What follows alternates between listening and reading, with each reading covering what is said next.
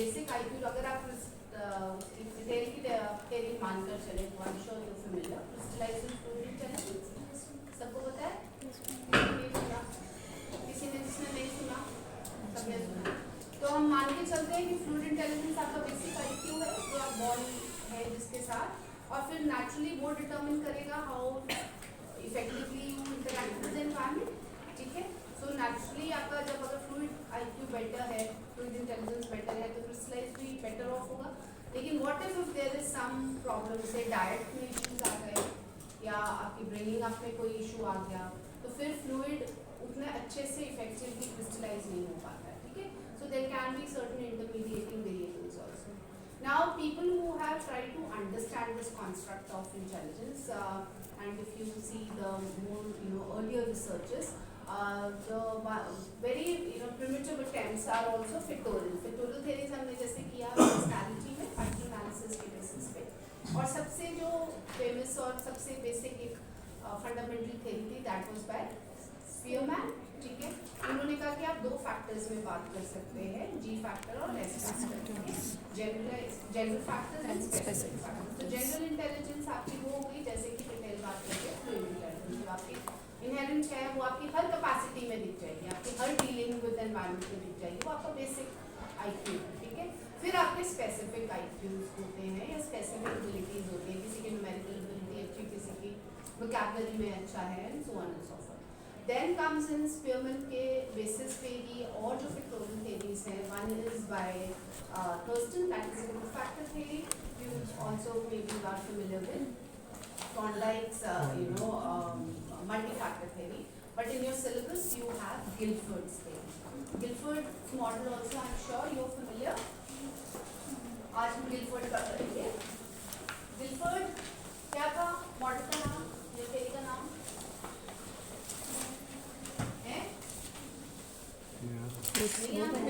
Cube जो इसमें factors बढ़ते हैं वाली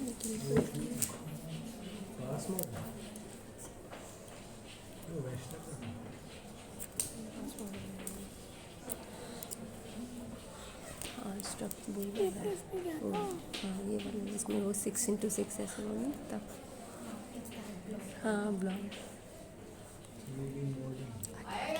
यस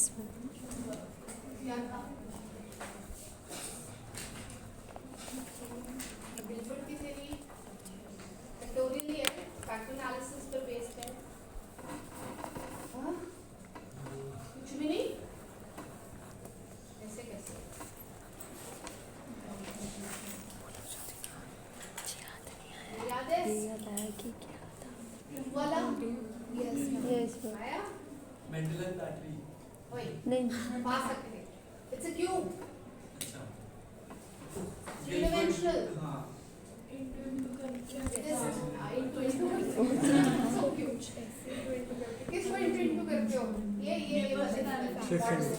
बनाना है एग्जाम में, क्यों बनाना? मैं भी पेंट करा था उसको तो मुसीबत पड़ेगी ना बनाना, चलते को मार।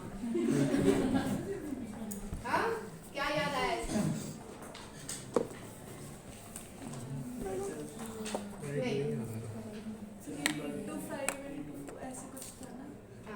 बेसिकली गिलफोर्ड का जो मॉडल है, कुछ नहीं मैंने पेंट किया था ना पिछले डिपार्टमेंट। अच्छा मैंने कहा शायद नेट से कोई होता है।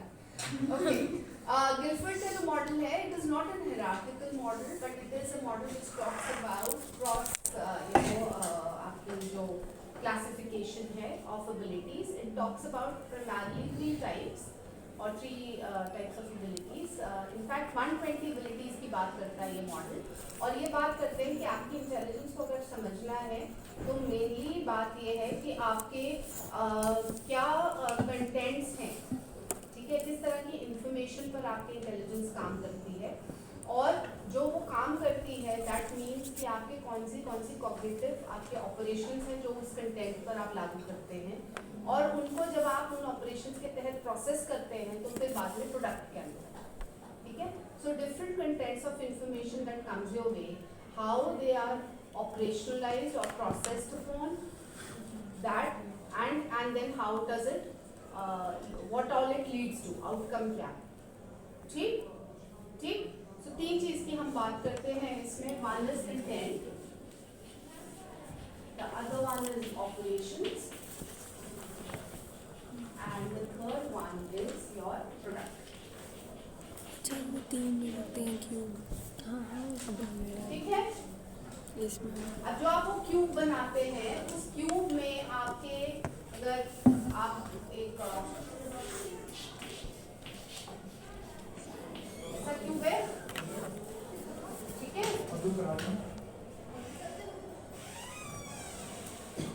उसमें एक लेना 3D मॉडल, 3 dimension होता है cube. So on one dimension you can have your contents, on another dimension you can have your operations, and in the third dimension you can have your products. ठीक है. And as a result they are different. आपके आगे जो है you have 4 contents that we talk about, and in turn you have 5 operations and 6 products. ठीक.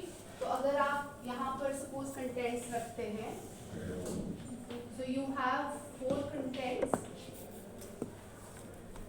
4 contents, 1 2 3 4. ठीक है. Cube बन रहा है ना आपका, रूबिक क्यूब होता है जिससे. ठीक है. And on the other hand, if you have 5 operations, you can have 5 operations here, and you have 6 products. 1 2 6. Done. अगर आप इनको अब ऐसे ज्वाइन करें और ये ऐसे आए और ये आपका अगर जा रहा है पीछे जा रहा है ऐसे करके, तो becomes a cube like this. This match. So each cell that you have in this cube is an interaction of one content over one operation leading to one product. ठीक है. As a result, you have an interaction of 4 by 5 by 6, जो खुशी बोल रही multiply करती है. कितना हो गया? 13 to 120. 120. So you have 120 cells to this cube. You're talking about 120 abilities. ठीक है. But then Wilford says that it is not as simple as that, or it is not an exhaustive list of abilities. So we don't have just 120 abilities. The complexity of the model is that there can be certain cells where you have maybe more contents or more operations. ठीक है. Like for example, he says that when you're talking about cognition of figural units, अभी ये करेंगे, उसमें आपके auditory भी आ जाता है, visual, modality का फर्क, so that abilities वो आगे हो जाती हैं. ठीक है.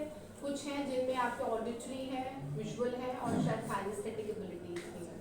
ठीक है. So ऐसे करके वो complex हो जाता है आपका मॉडल. दूसरी चीज़ complexity की ये है कि इस मॉडल की कि कभी भी ऐसा नहीं है कि आपकी किसी भी एक टास्क में एक ही एबिलिटी यूज हो रही हो या एक ही सेल ऑपरेशनल. ठीक है. There can be certain task where you can be using more than 2 cells at a time. ठीक. So that adds to the complexity of understanding of the nature of the problem. This is the basic broad thing that I have told you. Now we go into the details. ठीक है. Now let's talk about the details of this model.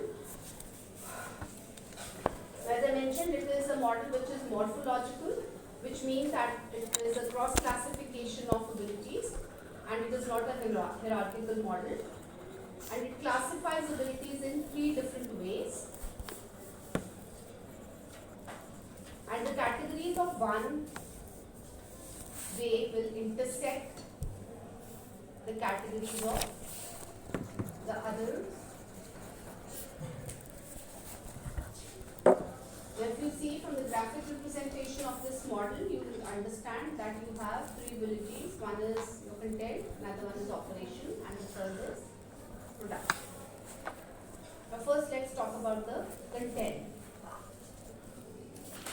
Content is the areas of information.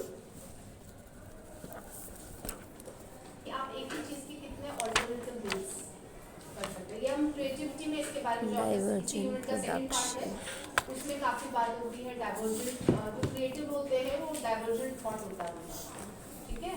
तो एक ही चीज को आप कितने पहलू से देख सकते हैं एंड यू मे से so that how effectively you can make a familiar thing look strange. अलग अलग पर्सपेक्टिव से आप नए नए नजरिए से एक ही चीज को कैसे देख सकते हैं। तो जब आप डाइवर्जेंट थिंकिंग की बात कर रहे हैं या डाइवर्जेंट प्रोडक्शन की बात कर रहे हैं, so it is not essentially कि कितना मतलब your creativity is not measured by only how unique is your perspective, but how many perspectives आपकी कितनी fluency है divergent सोचने की, उसकी बात करते हैं। इसीलिए हम बात कर रहे हैं कि variety और quantity कितना ज़्यादा पहलू आप निकाल सकते हैं।